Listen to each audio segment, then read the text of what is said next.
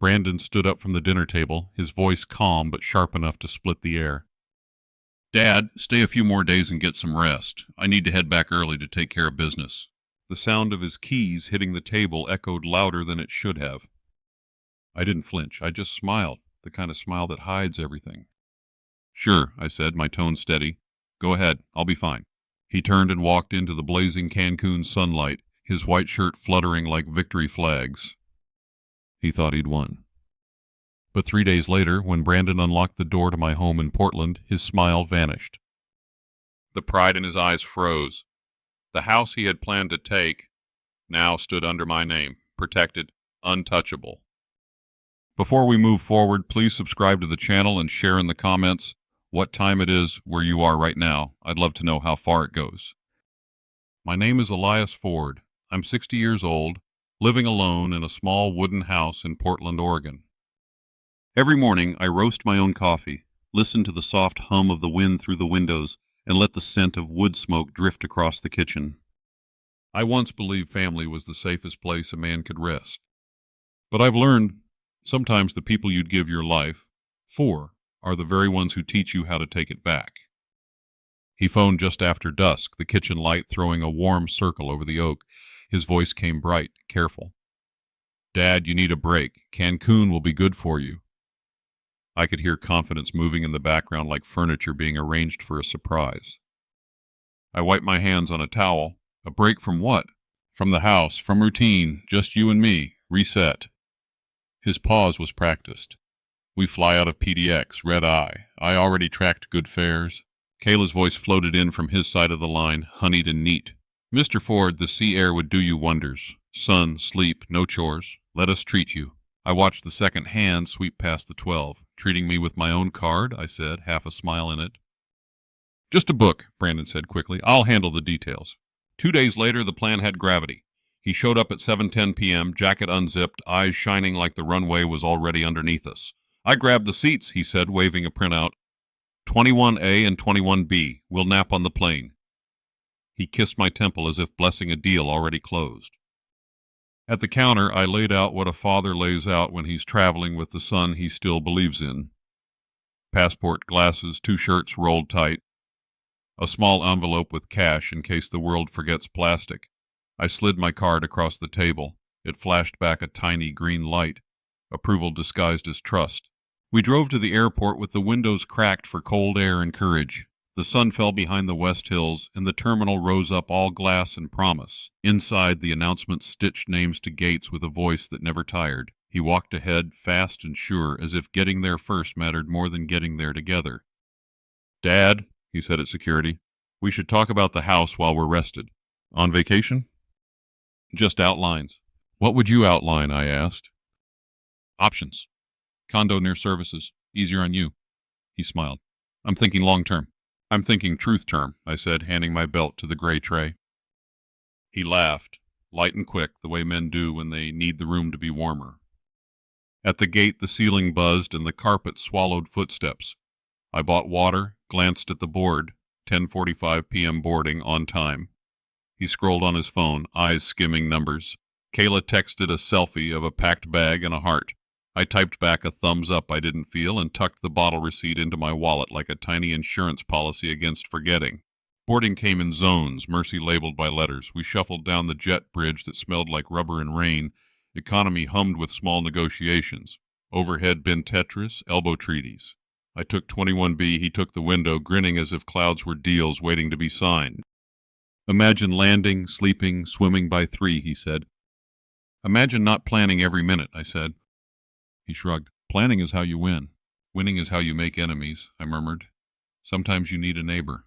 He didn't ask what I meant. Wheels rose at 11:12. Portland turned to a quilt of sodium lights, then to dark. He slept quickly. Youth's privilege. I watched the flight map inch south, a slow pulse across states I'd driven with his mother when love cost gas and a motel and nothing else. Somewhere over the desert, the cabin rattled and then smoothed. I thought about the word reset. It sounded like rewinding, but it also sounded like erasing. The ticket in my pocket pressed against my thigh, a thin strap around something older than either of us. We landed into noon heat that made metal sing. A shuttle swayed us past palms and bright murals. At the hotel, a bellman offered a towel cold as apology. The room faced water, pretending to be eternal. On the desk sat the little folded card with Wi-Fi instructions and a smile printed in ink. "Not bad," Brandon said, checking the minibar price list. "Don't touch the cashews. $12. "I can read," I said, and we laughed because the day wanted us to. "Dinner at 7?" he asked. "Then a walk. We'll talk then." "We'll talk," I agreed. We ate tacos from a stand that hissed like summer rain and walked the tiled path back, the air thick as ripe fruit. He talked markets, timing, maximizing latent value. I watched a gecko flash across a wall like a thought you can't catch twice. "Dad," he said, tone dipped in care, "freeing you from maintenance frees you for life." "What if maintenance is my life?" I said. "What if the creak in the stair tells me I still belong where it lives?" He smiled, real and kind.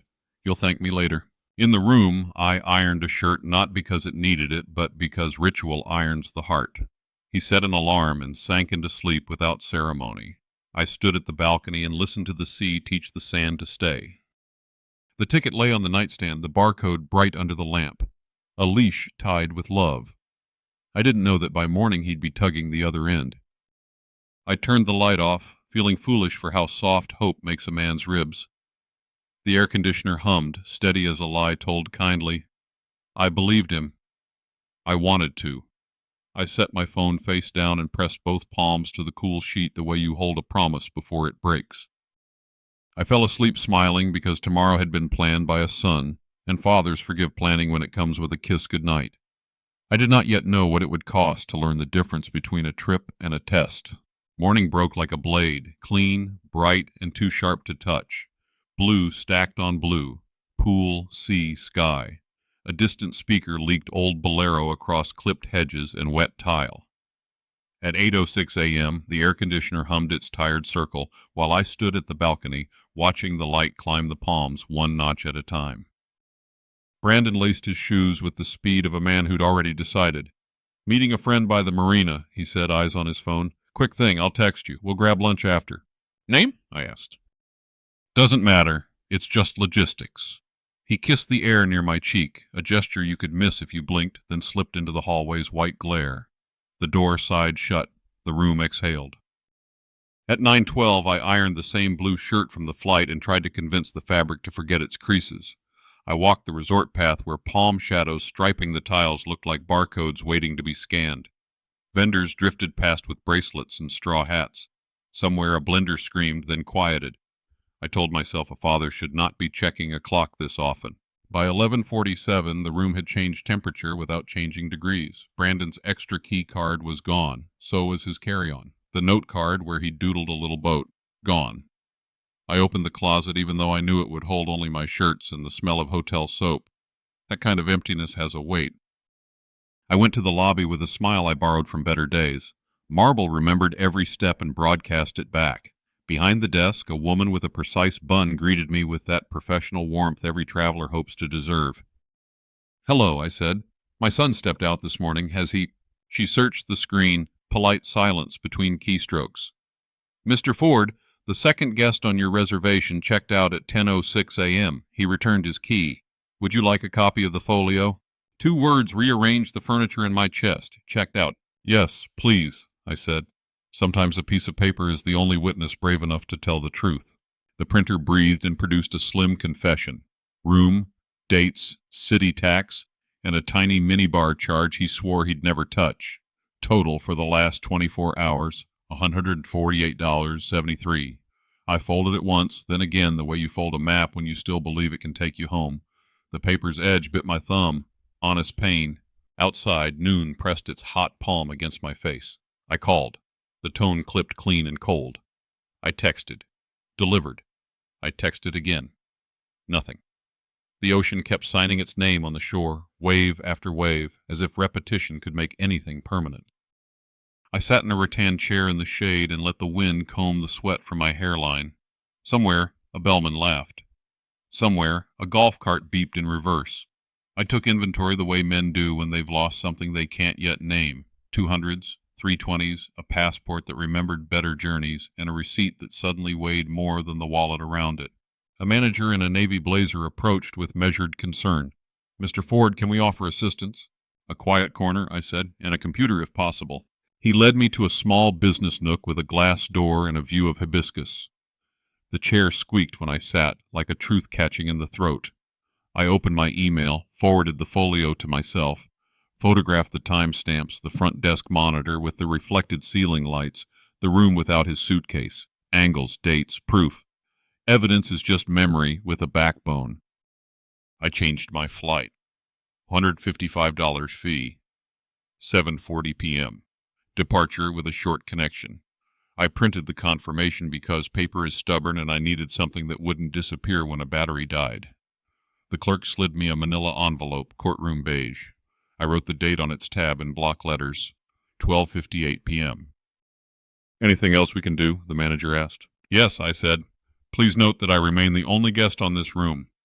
If anyone requests access, call me first." "Of course." On the patio, the bolero became a pop song with a beat that didn't match the hour.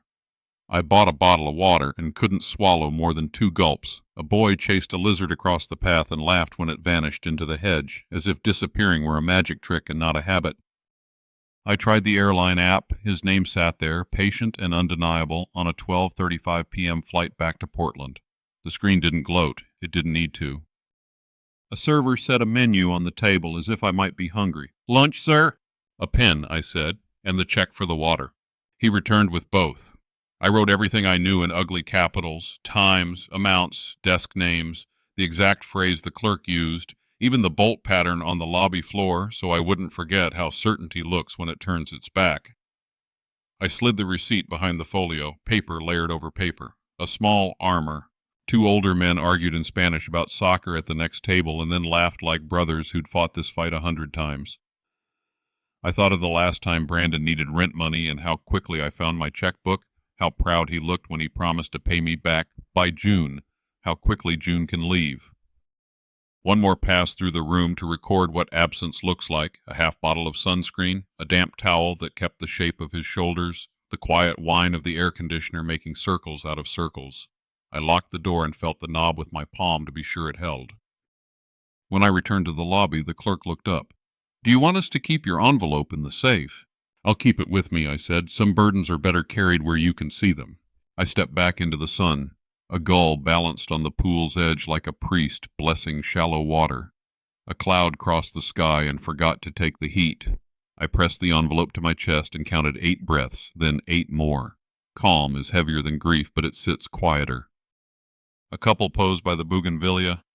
The woman adjusted his collar. He kissed her hairline. They didn't notice the man with the envelope learning a new definition of alone.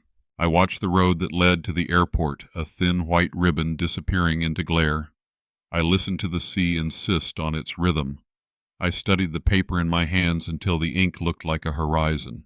Then I asked myself a question I hadn't earned the answer to yet. When your own child chooses the exit and closes the door from the other side, who do you become? The shop smelled like limes and dust and tires that had learned every road in town. A radio whispered soccer scores. I asked the owner if I could borrow his phone for 5 minutes. He weighed me the way honest men do, one look at my face, then a small nod. I called the airline, gave the record locator twice, spelled my last name 3 times, and changed the ticket. Red Eye home with a short connection, $155 change fee, confirmation stamped 1:43 p.m. I forwarded the email to myself, then to a spare address I keep for bad weather. The owner slid a paper cup of water across the counter like a blessing. I left a tip that didn't match the price and thanked him by name until it felt like a prayer. Night held the airport like a secret. Gate lights blinked and went on pretending not to get old. I took a seat facing the window, watched the ground crew script neon alphabets across the tarmac. A family argued in low voices about snacks. A baby slept with her mouth open, as if catching dreams on purpose. At 10:41 p.m., boarding began by zones, order disguised as mercy. In 18C, I folded myself into the soft geometry of survival and let the cabin's white noise polish the edges off my thoughts. The plane lifted at 11:07. The city tilted away like a framed picture set gently face down. A flight attendant poured me water no one charges for, asked if I needed anything stronger. I said no. Coffee would come in the morning. I closed my eyes and watched the day rewind. Marble floor, the folio's numbers, the click that meant not today. Dad. Somewhere over the desert, a pocket of air shook the seats, then let go. Sometimes turbulence is just the sky reminding you that you're not really in control, you're just in transit. We hit the ground in the kind of morning that does not announce itself. 5:52 a.m., PDX still rubbing sleep from its eyes. I walked past closed kiosks and a single open bakery that smelled like cinnamon and decisions. A rideshare cost $34.80 before tip. I tipped $5 because I wanted the driver to have a good day, even if mine had already decided what it wanted to be. Houses along the route wore their frost like thin armor. I rehearsed turning the key in my head. The door opened to a scent that didn't belong to me. Not smoke, not Sumatra, not lemon oil on old wood. A sweet floral cologne with a hotel corridor heart. The difference was small, but it was there, like a fingerprint you don't remember leaving. On the kitchen table sat a flyer, glossy and eager. Home valuation. No obligation consultation. Friday, 2:00 p.m. A phone number and a first name, careless with charm. No company logo, just confidence and wide margins. I stood very still and counted the sounds that did not change. The refrigerator's tired hum, the baseboard ticking as heat woke the bones of the house, a distant garbage truck measuring the block with steel. On the countertop, my mail was stacked in a way I never stack it, straightened, squared, as if someone had been practicing order. I opened the cabinet where I keep the deeds, the titles, the letters that matter. The folder sat 1 inch left of where it sleeps. That inch was louder than any alarm. Footsteps on gravel. A knock at the fence I've been meaning to fix. I stepped onto the porch. Mr. Whitaker from 2 doors down pulled his cap low against the cold. He smells like cedar and Saturday. Morning, Elias. Morning. Had a couple folks out here yesterday with a wheel measure. Took notes. Said they were from a brokerage. Couldn't catch the name. You expecting that? No, I said. You want me to keep an eye out? I'd appreciate it. He shifted, looked at the flyer in my hand. You good? I will be. If they come back, I'll let you know. Tall guy, blue jacket, girl with a clipboard who didn't smile much. Thank you. He nodded once, the way men nod when they mean I'm not leaving. I'm just giving you room. He headed down the walk. The air smelled like wet leaves and a memory I hadn't earned yet. I went back inside and washed my hands because the world had touched them. I set the flyer down, then picked it up again, then set it down for good. I made coffee by muscle memory, grind at 6:30, bloom at 30 seconds, pour in circles until the kettle felt lighter and the room felt truer. Steam rose like a small apology. I carried the mug into the front room where the light comes in low and warm. The frame was right where I left it, my wife looking at me from a day that still existed somewhere. Her eyes telling me things I forget and then remember when I need them. The house made one of its familiar old bone noises. I sat. I let the mug warm my hands from the outside in. The phone buzzed on the table, a notification from the airline about my miles, determined to pretend loyalty is a ledger you can balance. I swiped it away. On the far chair, Brandon's college sweatshirt was folded like a flag after a quiet ceremony. I took the folder from the cabinet, spread the documents out like a patient lay on a table, and adjusted them until they looked back at me without flinching. The porch light clicked off as the sun made its case across the yard. A thin gold line climbed the picture frames. Dust turned to glitter. Somewhere in the neighborhood, a dog barked at nothing and then decided it was something after all. I wrote yesterday's date in the corner of a yellow pad and underlined it twice. On the back of the realtor flyer, I printed a single sentence in block letters. No appointments without the owner present. Beneath it, I wrote my cell number and the word every time. I taped it to the inside of the front window where courtesy goes to be read by strangers. It felt like sliding a bolt you can see. I took another sip. The coffee had cooled just enough to admit what it was. I imagined the wheel measure clicking along my fence line, each little jump a choice I did not make. I pictured blue jacket, clipboard, the way the girl didn't smile. Maybe she couldn't. Maybe she didn't need to. Maybe some jobs are easier if your face refuses to participate. I set the mug down and let the quiet say my name. The house did not answer, but it listened. Honey, I said to the woman in the frame, did you ever think our son would do this? If this story resonates with you, consider subscribing. It helps the channel grow, and I truly appreciate it. The law office smelled like paper that had made promises and coffee that had stopped believing. The nameplate on the frosted glass read Harold Dent, attorney at law, letters half peeled from years of rain. Harold was my wife's friend from church potlucks and quiet funerals. I hadn't seen him since she passed. His secretary, a woman in her 60s with hair the color of iron filings, led me in and said, "He's between clients, but for you, Mr. Ford, he'll make time." Harold looked up from a pile of folders and grinned with one side of his face. "Elias, been a long road." "Too long," I said, and it just took a strange turn. He gestured to the chair across from him. The oak creaked like it remembered better conversations. Between us sat a chipped mug of black coffee, cold enough to mirror the ceiling lights. A brass placard on his desk said, "Consultation fee, $250, and I slid 3 crisp hundreds across before he could wave it off. "Call it prepaid honesty." He nodded, pulled a legal pad closer. "Tell me what happened." "My son tried to make me homeless," I said. "That's a start." I handed him the manila envelope. He opened it, laid out each page as if performing an autopsy. Boarding passes, the resort folio, the confirmation email stamped 1:43 p.m. "Cancun time." He read fast, lips moving.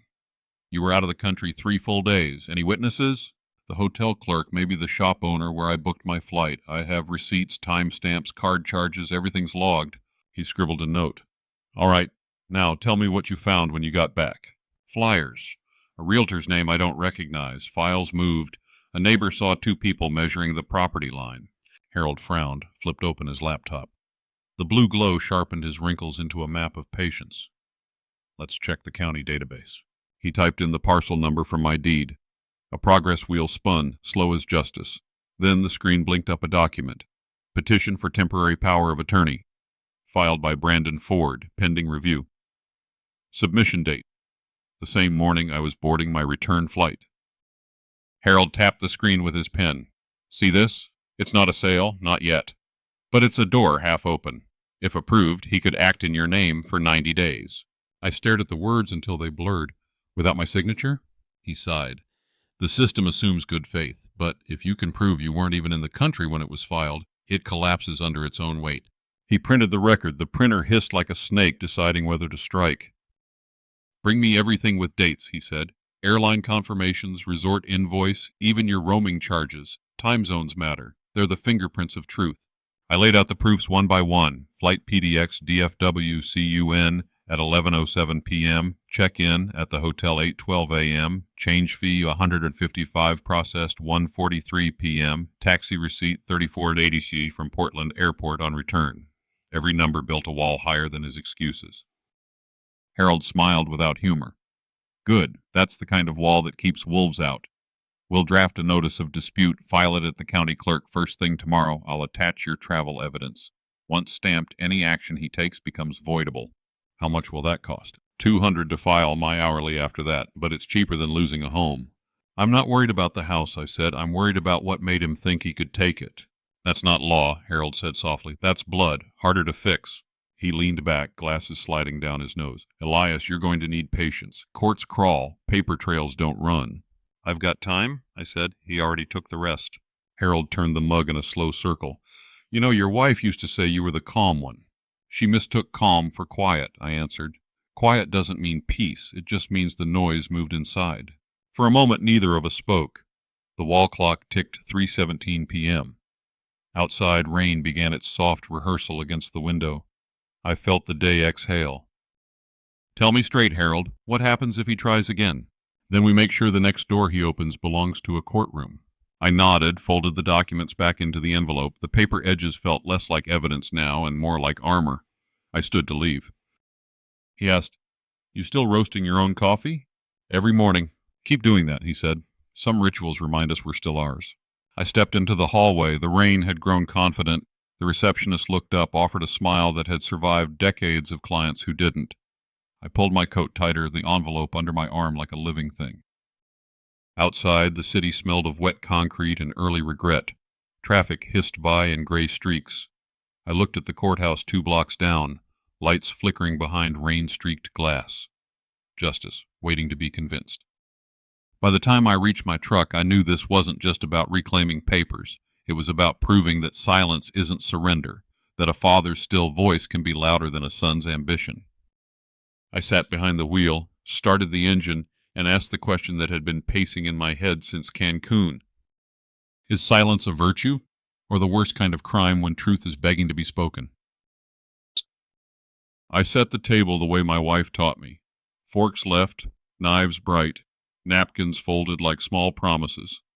6:28 p.m., the sun dropping a slow gold through the kitchen window.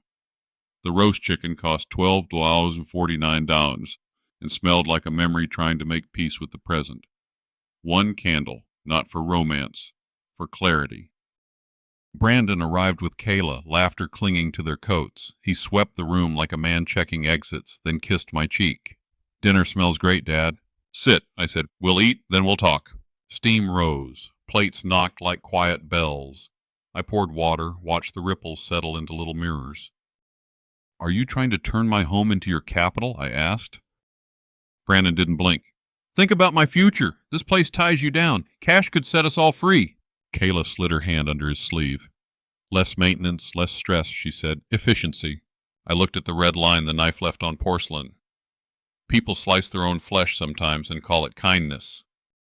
"Here's efficiency," I said. "Leave a man in another country, then measure his fence lines before he lands." He went still. Kayla's eyes flicked to him, then to me. "Don't be dramatic," he said. "You're exaggerating." "Am I?" I set a manila envelope between the plates. "Flight times, hotel folio, county record, a neighbor who saw your blue jacket friend with a wheel measure." He stared at the tab like it might bite. The candle burned a thin, stubborn spine between us. Kayla cleared her throat. "Maybe we should—" "No," I said. We'll finish dinner and finish the truth." He tried charm, the old tool. "You deserve easier. Picture a condo, elevator, heated parking. We're helping. By removing what makes me me? By removing obstacles." "What you call obstacles are my days," I said. "My stairs, my drafts, my fence, the creak in winter that tells me the house still breathes." Kayla leaned forward. "A private valuation isn't a crime." "Not a crime," I agreed. "But your math leaves out the cost of trust." He exhaled. "I had a meeting set for Friday at 2 o'clock. You could have heard the numbers." "I heard the numbers in Cancun," I said. 10:06 a.m. checkout for you, $148.73 in charges I didn't make. A 12:35 flight to Portland that didn't include me. Plates cooled. The candle did its quiet work. Brandon set his fork down like a small verdict. "I pushed. I shouldn't have. But you taught me to move fast. I taught you to move right." "And what if right runs slower than the market?" he shot back. "What if your nostalgia costs us a shot we won't get again?" "Then it isn't our shot," I said. "Just a trick light on a cheap stage." Kayla softened. "Can we reset if we breathe?" I stood and refilled glasses. The water sounded like rain pretending to be merciful. "Breathing won't change the shape of this. You wanted my name without my voice." He met my eyes. The glint was gone, replaced by something heavier. "I didn't think you'd understand." "That's the cruelest math," I said. "You subtracted me and called it management." Chair legs scraped. He pushed back. "So what now? You keep the house to prove a point?" "I keep the house because it is my point." Kayla's voice thinned. "Brandon, please." He looked at her, then at the envelope, then at me. "You think I'm a burden," I said, steady. "If that's true, I'll teach you what burden feels like." He forced a laugh. "Threats now." "Lessons," I said. "No signatures without my face in the room, no valuations, no showings, no conversations on my behalf. I've filed alerts with the county. Every door you try to open will page me first." The hallway clock struck 7 with its small steel certainty. Outside, the porch light blinked on. The house leaned toward me like a dog that knows which footsteps matter. Brandon's voice went thin. "You'd block your own son?" "I'd block the part of my son that thinks I'm an obstacle." We sat with that. The air got heavier without getting hotter. Kayla reached for his hand. He let her. I gathered plates. "There's pie," I said. "It won't change the taste." He stood. "Keep it." At the sink, water ran and suds rose into pale hills. Calm stepped into my back like an old friend. "Get some rest," I said. "Tomorrow you'll learn the difference between weight and worth." He paused at the door as if the knob might ask a question he couldn't answer. He didn't turn. I wiped the table until the wood felt like a heartbeat under my palm. The clock ticked, sure of itself. "If the people you raised can't carry your name with honor, how much of them are you still meant to carry?" Before we go any further, take a moment to subscribe to the channel and tell me what time it is where you're watching from. I love seeing how far these stories travel. I scanned every page, named each file like a breadcrumb: 01 folio.pdf, 02 flightchange.pdf, Euro 3 taxi 348 Euro.jpg, and sent the packet to Dent with a line that tasted like steel. Proceed. Then I printed a fresh set for my coat pocket. Paper travels better than promises. By mid-morning I was at the county office, the kind of building that keeps its shoulders square. The lobby smelled like copier toner and damp umbrellas. A placard listed fees with the confidence of a ledger. I took a number, sat beneath a clock that refused to hurry me. "Next," said the clerk. Her badge read Martha. Late 40s, steady eyes, the kind of calm that comes from watching storms pass without leaving her desk. I slid the documents under the window and asked for an owner alert on my parcel.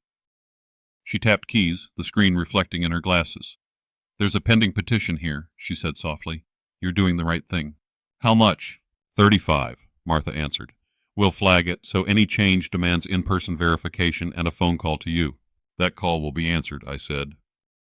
I paid with a card that has never bounced. The receipt chirped out $3,500. Owner alert, 10:26 a.m. She stamped my request with a neat red square that made the air feel safer by an inch. "Happens more than you'd think," she added, a small tilt of sympathy. "You're not alone in this, Mr. Ford." "Maybe not," I said, but I'm the one who has to sleep in that house."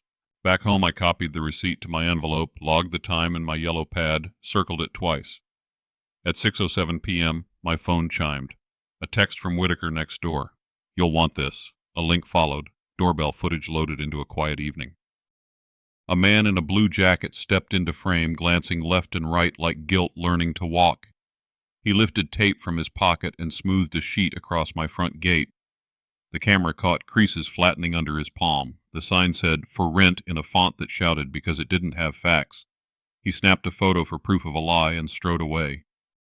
I rewound, watched again, paused on the corner of his jaw. Not Brandon, but a man who worked for men like him. I saved the video twice, then 3 times, once to the cloud and once to a drive old enough to be boring. Metadata read 6:03:17 p.m., the second hand frozen like a fingerprint. Whitaker called. "Saw him before dark. Tall. Didn't look at the camera. Want me to pull the sign?" "Leave it," I said. "I'll take it down with a witness." "Copy that." I stepped onto the porch. The paper flapped in the light wind, brave as a mask in a bright room. I photographed it, the tape, the grain of my gate, the angle of the screws where someone once tried to change the hinge and quit. Then I peeled the page away, slow as a bandage, until it came off clean and dishonest in my hand. People rent masks all the time. They forget the light still finds the seam. I slipped the sign into a clear sleeve, labeled it like a relic, Exhibit A, Gate Notice, 6:12 p.m.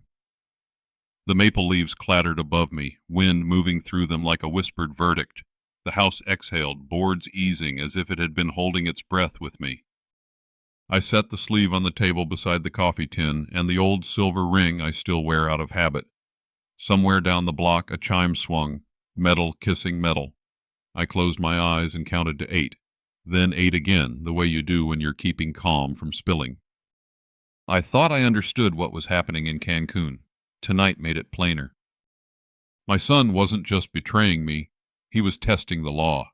How far did he think the rules would bend before they remembered how to stand? Silver Oak Realty sat in a 2-story brick building that smelled like copier heat and lemon cleaner, the kind of place where pens are chained to desks and smiles are stapled on at 9. The fluorescent lights hummed above us, reflected in a laminate counter that had seen too many signatures and not enough truth. Dent's shoes clicked like punctuation. I carried an envelope under my arm, the same one that had gotten heavier since Cancun. The receptionist glanced up, then down at her screen, then back at my face, as if reconciling 2 numbers that refused to match. "Can I help you?" "I'm here about a rental listing posted on my gate," I said, "and about a file you have under my name." Her fingers hovered over the keyboard. "Your name?" "Elias Ford." A pause that said training meets reality. She swallowed. "Are you the actual owner, Mr. Ford?" Dent leaned in, his voice a precise instrument. "We'll need the broker of record, please." She disappeared through a frosted door, the kind that turns people into ghosts. We stood in a lobby, staged like a promise. Bowl of fake lemons, fake plant, a stack of glossy pamphlets. Across the room, a flat screen scrolled through smiling couples holding keys in front of houses that hadn't betrayed them yet. The manager came out smoothing his tie as if it had opinions. Mid-40s, blue suit, trying to look trustworthy. "I'm Mason," he said. "How can we make you comfortable today?" Dent didn't sit. "We're not here to get comfortable. We're here to get correct." I placed my envelope on the counter and slid out a printed still from the doorbell video. The blue jacket, the hand, the tape pulled taut. Then another page. My deed, parcel number highlighted. Then the resort folio with the timestamp. "Someone working from this office affixed a for rent sign to my property," I said. "I'd like to know why a house that isn't available became inventory." Mason's smile flickered. "Let's get you into a conference room." Inside, the table was fake walnut and the chairs tried to be executive. The lights were too white, the kind that turned people pale while leaving documents crisp. He folded his hands. "What's the address in question?" I gave it. He typed, eyes skittering across fields only he could see. Dent set his notepad down. "Pull the vendor trail on the listing, including who authorized field signage and any incoming emails purporting to show consent from Mr. Ford." Mason clicked again, then cleared his throat. "We have a provisional file. It shows a rental intake initiated by Brandon Ford. He identified himself as the owner's agent. He wrote that his father agreed by email." "Show us the email," I said. Another click. On the screen, a printout appeared. The body of a message forwarded from a free account, time-stamped 7:18 a.m. "Talk to Dad," it read. "He's good with this. Just do the paperwork." Dent's mouth went thin. No authorization language, no signature block, no DocuSign envelope ID, no notarization, no copy of the deed holder's ID, no verified callback. "You built a file on that?" Mason spread his hands. "It's preliminary. We were moving the ball downfield. We intended to verify with the owner." I pointed to the line item at the bottom of the screen. "Site visit. Field rep placed notice, photographed gate, 6:03 p.m. Your idea of preliminary broke my front yard." "Miscommunication," he said. "We can fix." Dent cut him off with a palm. "Pull the metadata on the email. Header, sender IP, subnet. If the system logs attachments or lack thereof, I want that line too. Then print your intake policy, especially the section on acting on behalf of an owner." Mason hesitated, then printed. The paper came out warm, as if embarrassed to be read. Dent scanned, tapped. "Here we go. No action shall be taken absent direct voice verification with the owner of record, confirmed by two-factor authentication or in-person meeting. Did you call Mr. Ford?" Mason's eyes went to me, then to the page. "We called the number provided. No answer." Dent didn't blink. "The policy says owner of record. That number belongs to your applicant, not to Mr. Ford." He leaned back. "This is a problem that wants to be a lawsuit when it grows up." I looked at the email again. 4 words pretended to carry the weight of consent. "Talk to Dad." The emptiness after those words felt like a cliff. "Print the email with full headers," I said, "and print the intake notes with your field rep's name." Mason worked the keyboard, jaw tight. Paper collected like a small blizzard between us. He tried one more route. "Mr. Ford, families handle things informally all the time. Maybe your son overstepped, but our intent was speed," I said. "Speed is how mistakes dress themselves up as strategy." Dent's pen tapped the table. "We'll also need your vendor agreement with the field rep, the date you assigned the order, and who approved it. Today. Give me until end of day." "Now," Dent said, "or I assume spoliation and proceed accordingly." Mason stood, left with the stack, came back with more. A name surfaced, initials NR, and a timestamp that lined up with my neighbor's text to the minute. Dent circled it. Mason tried a truce. "Look, we'll purge the file. No harm done." "Not how harm works," I said. "You can't unring a bell by declaring silence." He breathed out. "What do you want?" "An email from you to me and to my attorney," I said, "stating the file is closed, that you will not open any file regarding my property without direct voice verification with me in my presence or on recorded line, and a copy of whatever you send to your staff so they remember what the policy actually says." Dent added, "and the documents we requested, PDFs, today."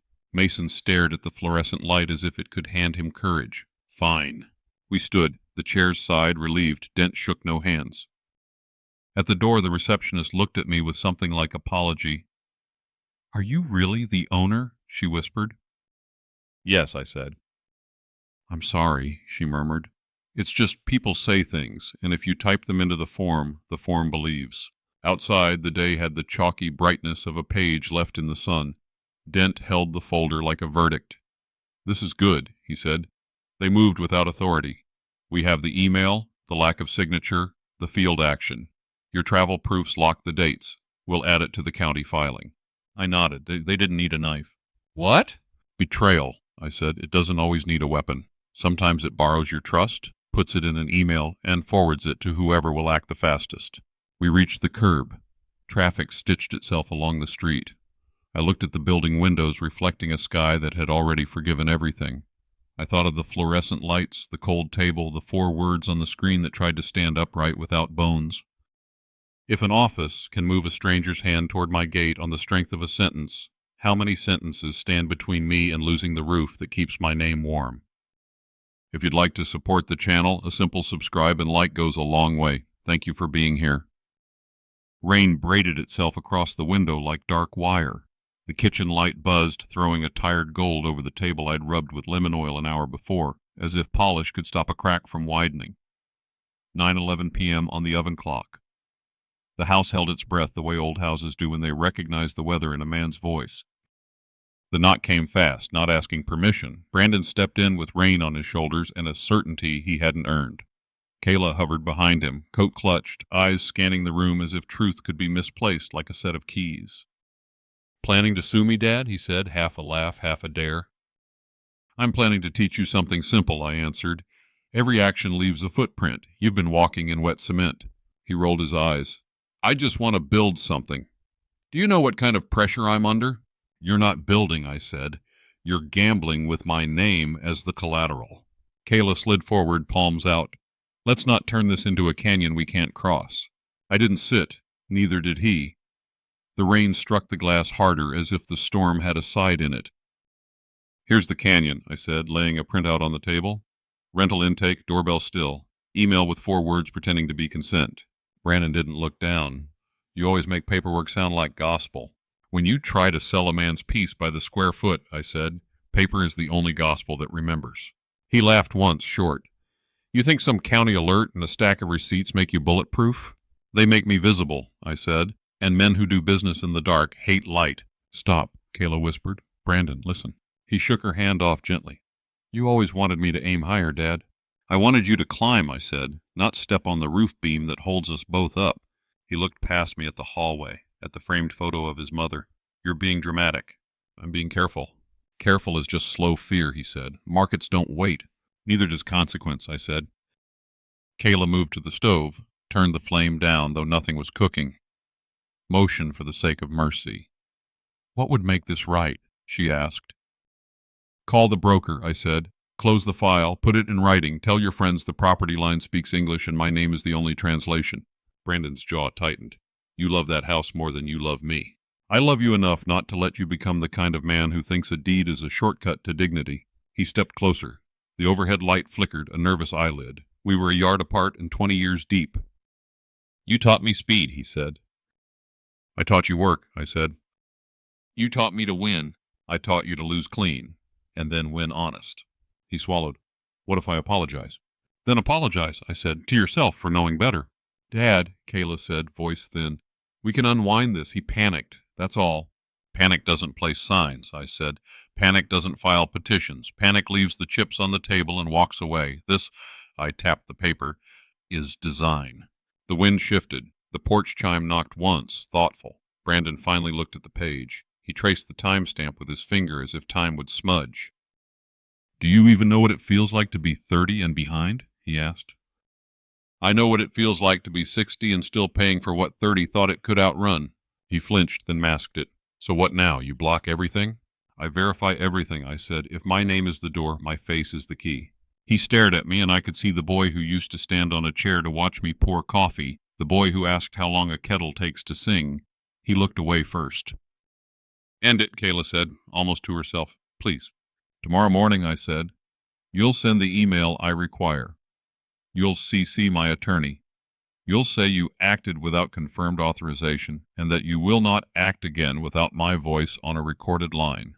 And then you'll start fixing the part of you that thought a shortcut could hold your weight." He didn't answer. Rain filled the silence like gravel in a jar. The dimmer switch hummed. I could smell wet wool and the lemon oil fighting for the room.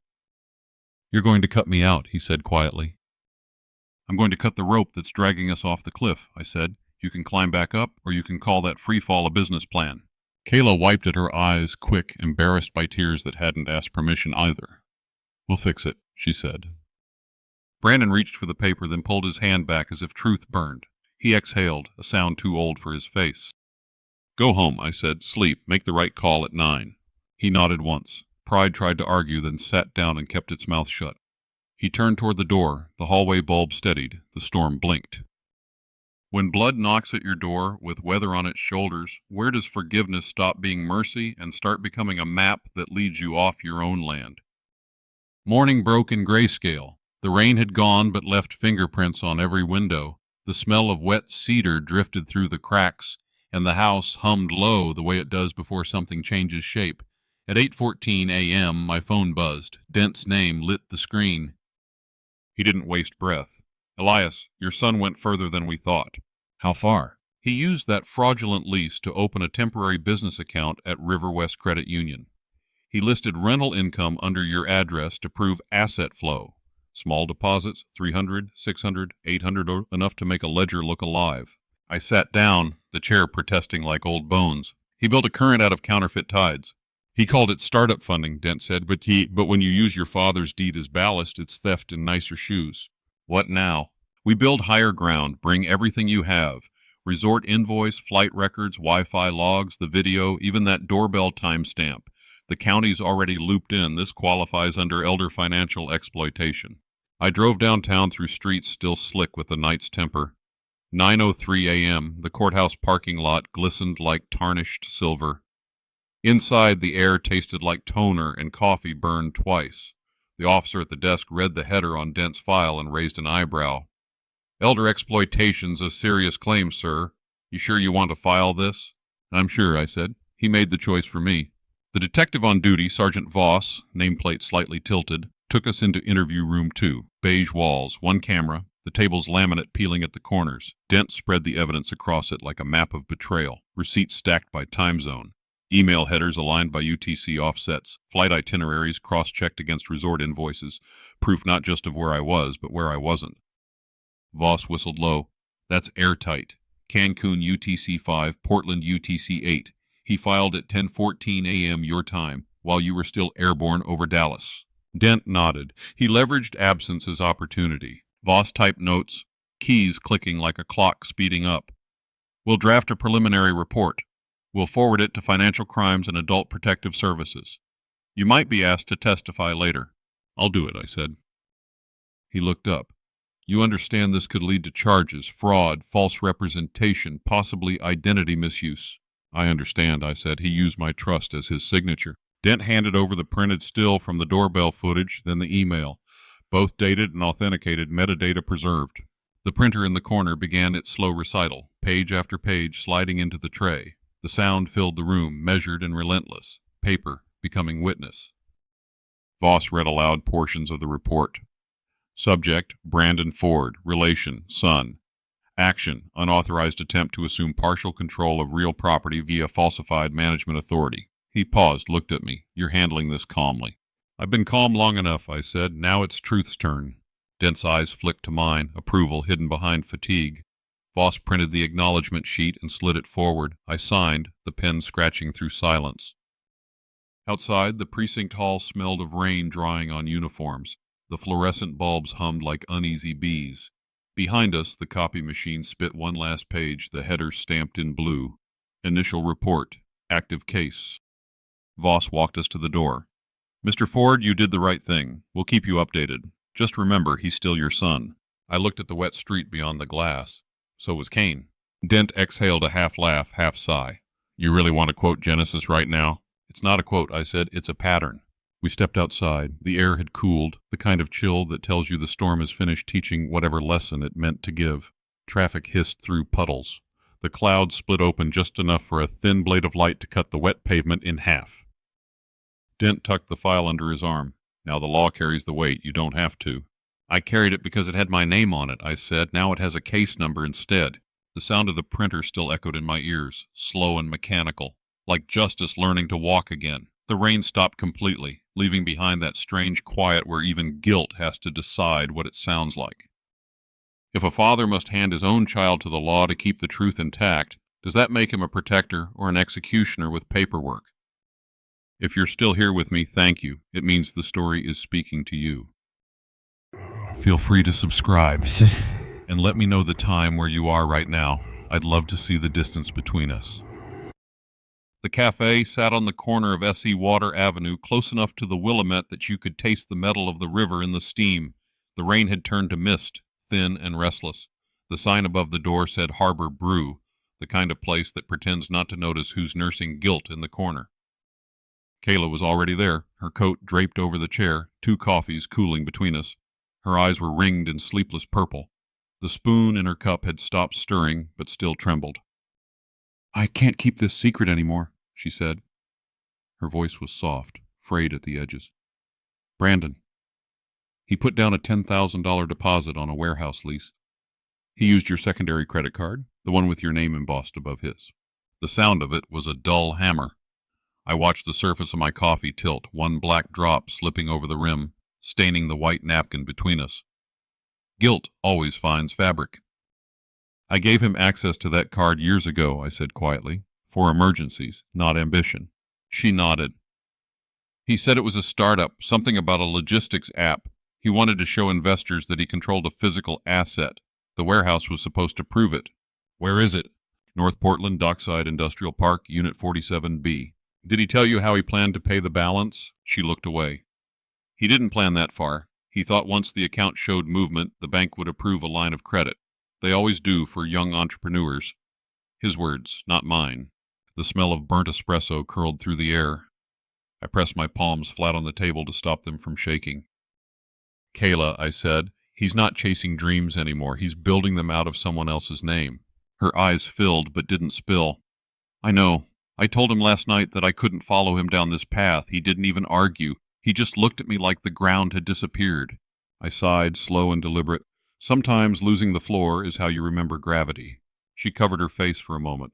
"Please, Mr. Ford, don't let him lose everything. He's not evil, just scared of being ordinary." I stirred my coffee, the spoon scraping the ceramic like a clock refusing to stop. "Kayla, everything I built came from being ordinary. It's not fear that ruins a man. It's the shortcuts he takes to prove he's not afraid." Dent's number lit my phone. I answered. "We got the bank's response," he said. "The $10,000 deposit triggered an automated fraud flag. The system froze the transaction pending verification. Funds never cleared. The warehouse lease is in limbo. Technically, no harm done yet." "Yet," I repeated. "He'll know by now. Expect a call." "I'll wait." I ended the call. Kayla leaned forward. "What did he say?" "The transaction didn't go through." Relief broke across her face like sunlight through glass, fragile but blinding. "Then he has a chance." "To face what he's done, yes." I looked out the window. The river moved heavy and gray under the bridge. Sometimes mercy arrives dressed as consequence. Her voice dropped to a whisper. "He's still your son." "And I'm still his father," I said. "That's why the lesson has to land."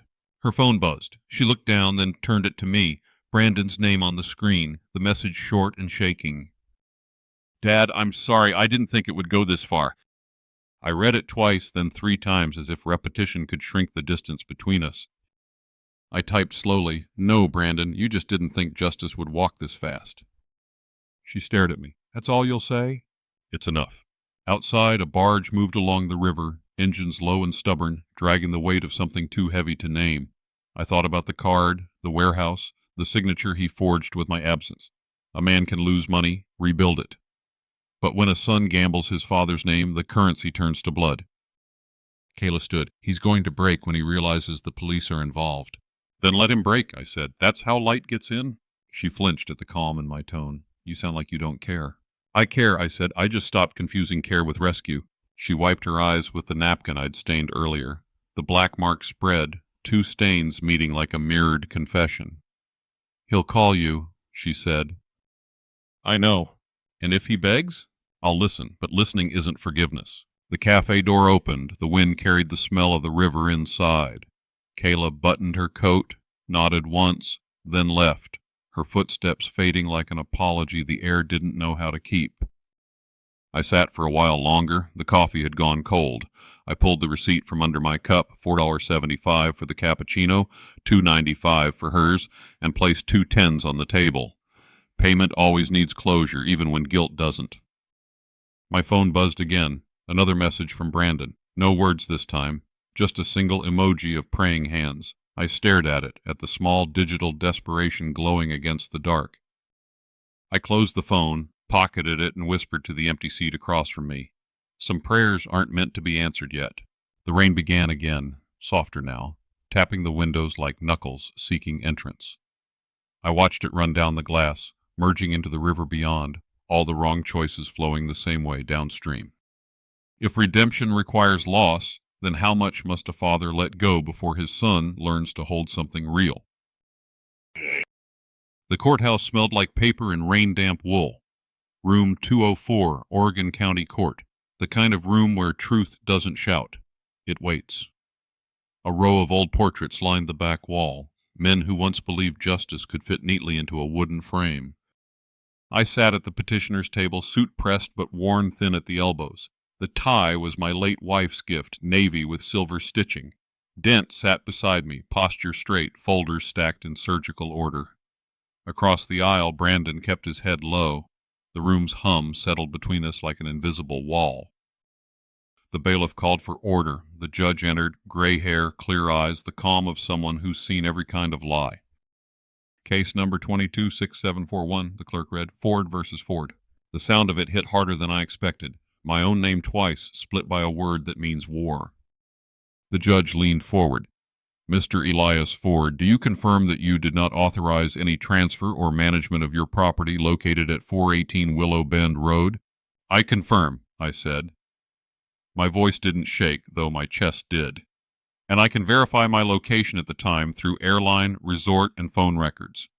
I was in Cancun, Mexico from March 12th to March 17th. Dent slid the packet forward. Exhibit A through D, flight itineraries, hotel invoices, and timestamp security footage confirming the petitioner's absence. Exhibit E, the fraudulent lease and associated bank records under the respondent's name. The judge nodded slowly, flipping each page as if truth had to breathe before being spoken aloud. Across the aisle, Brandon's attorney whispered something in his ear. Brandon didn't respond. His hands fidgeted against the table edge. Kayla sat 2 rows back, twisting a tissue until it dissolved in her fingers. The judge cleared his throat. Mr. Brandon Ford, is there any reason this court should consider your actions a misunderstanding rather than intent? Brandon lifted his head for the first time.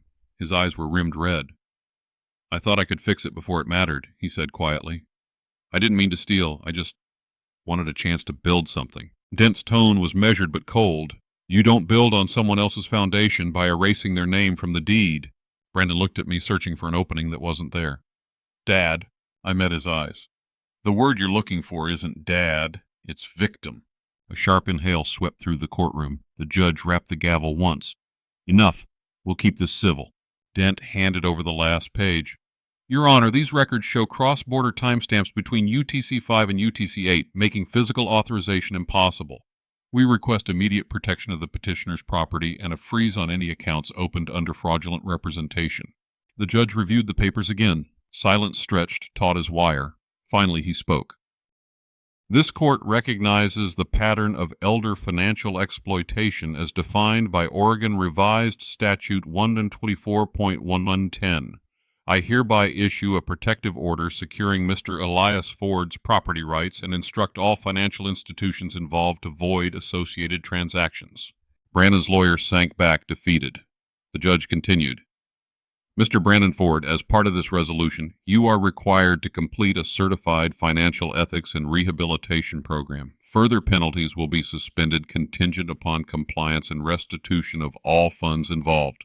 Kayla's quiet sob cracked through the hush. Brandon didn't move. His shoulders sagged, the weight of consequence finally settling where it belonged. The judge looked toward me. Mr. Ford, do you have any statement you'd like to make before we close proceedings? I rose, the chair legs scraping the floor. My voice came steady but low. Justice isn't revenge, I said. It's reflection.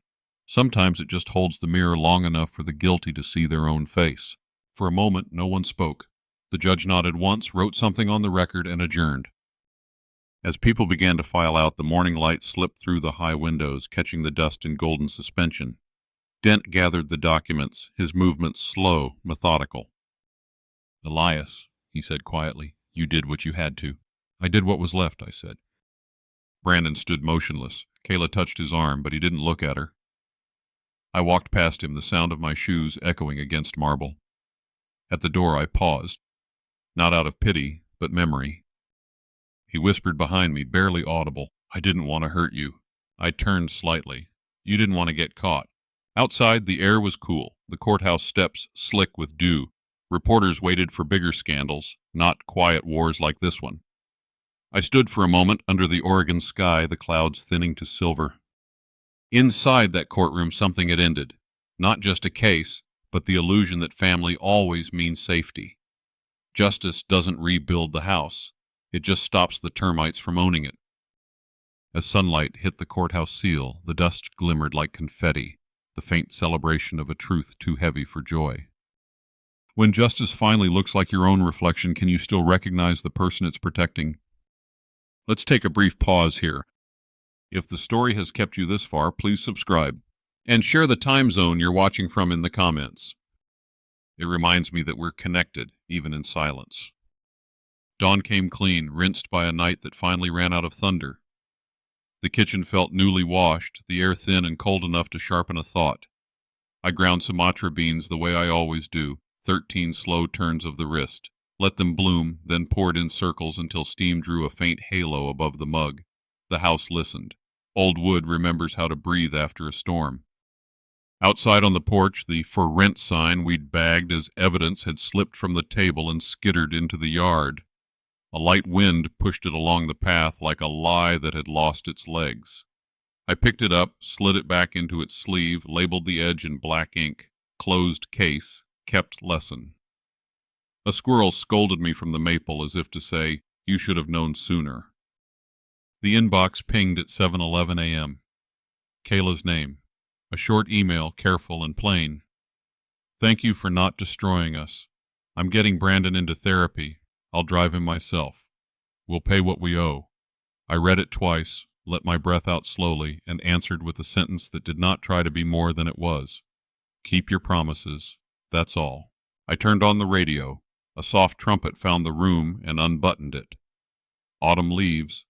The melody drifted like ash that didn't burn anymore. I stood in the doorway and watched the morning sift itself through the screen, lines of gold on the floorboards, a narrow river of light sliding across the framed photos.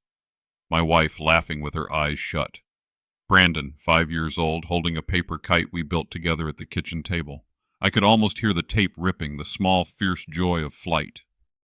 The kettle clicked. The mug warmed my hands from the outside in. Somewhere a garbage truck groaned up the hill, then settled. Calm has a sound. It's mostly air. A knock, 3 light taps. Mr. Whitaker leaned over the fence. "You sleeping any better, Elias?" "Some," I said. "The house is quieter when Truth clocks in for work." "Got your back," he said. "Call if Blue Jacket shows again." "Will do." He tipped his cap and vanished down the walk, the kind of neighbor you don't know you needed until the world remembers your address. The phone buzzed. Another email. Subject line, "Statement sent. Dent. Protective order recorded. Bank acknowledgments received. Case remains open but stable. Breathe." I smiled at the last word. Lawyers rarely offer verbs. I sat at the table and wrote out new rules on a yellow pad. Money separate. Decisions separate. Keys accounted for. Voice on record. I taped the list inside the pantry door where only I would see it. Boundaries are just fences you remember to close at dusk. The coffee had cooled into truth. I took it black. The clock ticked 8:03 and then, like a kind nurse, kept moving. The phone buzzed again. Kayla this time, not a letter but a voice. I let it ring twice, then answered. "We're headed to an intake appointment at 10, she said. "He's quiet." "Quiet isn't surrender," I said. "It's the part of a man that listens." He asked me if you hate him. "I don't," I said. "I refuse to. That's different." Silence held for a heartbeat, then 2. "Do you want to talk to him?" she asked. "Not yet," I said. "Let him do the first hard thing without a net." She exhaled. "Thank you for the mercy you didn't have to give." "Mercy isn't mine," I said. "It's just rent I pay for living in this house." We hung up. I wiped a ring of coffee from the table with the heel of my hand and thought about how easily stains appear and how deliberately they must be taken away. For a long minute I listened to the radio.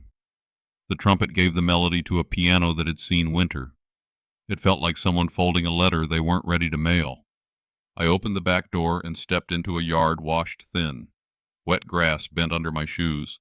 The fence I'd painted yesterday looked like a new rule written in white.